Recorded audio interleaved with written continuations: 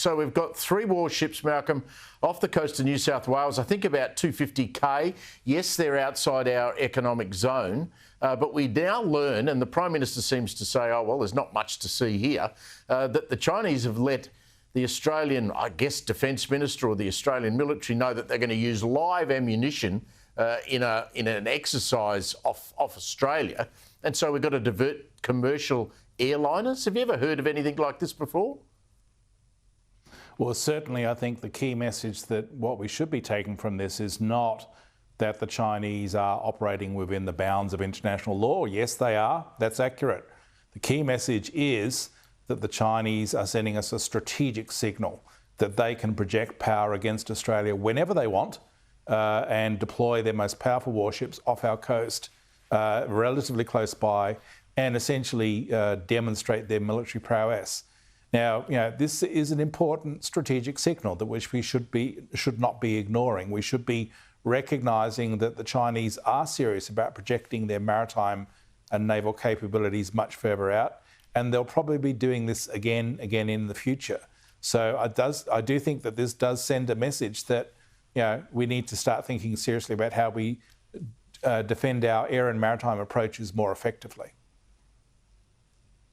I mean, is it sending a message also to the Americans that, look, if we want to go down through that part of the Pacific, we'll do it, and there's nothing you can do to stop us? Well, part of the flotilla of these ships is a Type 55 Renhai class cruiser, which is the most powerful warship that the Chinese operate. It has 112 vertical launch system missile cells that can carry large numbers of missiles. They sent another one of these Renhai class cruisers out to Vanuatu. So that in itself suggests that they're determined to project power into the South Pacific.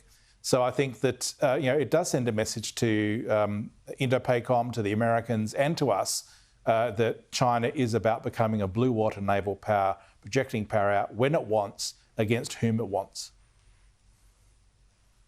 Let's go to the Middle East. Israel now has labelled Hamas monsters over that horrific way. We've all seen the pictures. They were just horrendous when we brought them last night on Credlin. The way they staged that handover of the bodies of the 4 dead hostages was horrific. A handover was meant to include the bodies of Shiri Bibas and her 2 young sons, but the IDF have now released a statement saying, look, Shiri's body was not among the 4 that were released. Israel's now accused Hamas of violating the ceasefire. Do you think this is a deliberate move by Hamas to agitate Israel again, to perhaps provoke them again? Look, Hamas does not want peace. They may have signed a document that would lead to a ceasefire, but that ceasefire will give them time to regroup and reconstitute their forces so that they can begin the war again. Let's not forget, it was Hamas, backed by Iran, that started this war on October 7th, 2023. And Hamas is dedicated to the destruction of Israel. They're dedicated to the eradication of the Jewish people. So when you see what's happening with the return of the hostages, and particularly what happened today with the return of those dead hostages, it sends a signal about what Hamas is really about. They are monsters. They do seek the destruction of Israel, and they're basically biding their time and waiting until such time as they can begin the war again. Well, you had that West Bank, the buses that came out of the West Bank, and they were found to be carrying explosives. They exploded in central Israel. Thank God there was no great loss of life. I don't know how that happened. Police have described it as a terror attack. I mean, it's coming from all sides again on Israel. I mean, and it looks like Palestine and their cohorts are just poking the bear again. As I said, the Hamas group, Hezbollah, the Houthis, all backed by Iran, they're not interested in peace. What they want to do is exploit the current ceasefire agreement that Israel's come under a lot of pressure to sign so that they can regroup their forces, rebuild their forces and launch the war again. Hamas have actually been quite open about it. They've said that they're going to launch more October 7 style attacks. So I do think the Israelis do have a great deal to be concerned about here. They're surrounded by adversaries that want the destruction of Israel. When people sing about from the river to the sea, what they don't seem to be understanding is that in actual fact, Hamas and Hezbollah and Iran don't just want Palestine to be free. They want the destruction of Israel and the destruction of the Jewish people. So I do think that, we are facing a long-term threat here in the Middle East in terms of radical Islamist groups, Hamas, Hezbollah, as well as Iran, launching attacks on an ongoing basis against Israel. Malcolm, just before you go, what do you make of the tension between the US and Ukraine with the comments from Donald Trump, of course, about Vladimir Zelensky?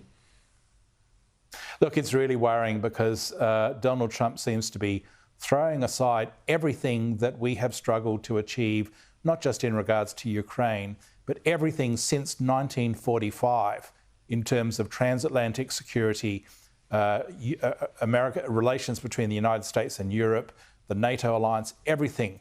And he seems to be aligning with the adversaries of the West, Putin. And I think that this is very worrying indeed, because it doesn't just create the potential situation whereby Putin will feel emboldened to launch not only further wars against Ukraine, but also attack NATO directly. But it also resonates in Zhongnanhai in Beijing. And Xi Jinping and his people will be looking at how Trump is capitulating to Putin and thinking, well, if Trump is prepared to do a deal with Putin over Ukraine, he'll be prepared to do a deal with us over Taiwan. And so it will just embolden China to actually be more aggressive and perhaps move against Taiwan sooner than it had planned to do so. Malcolm, thanks a lot. We'll catch up with you soon.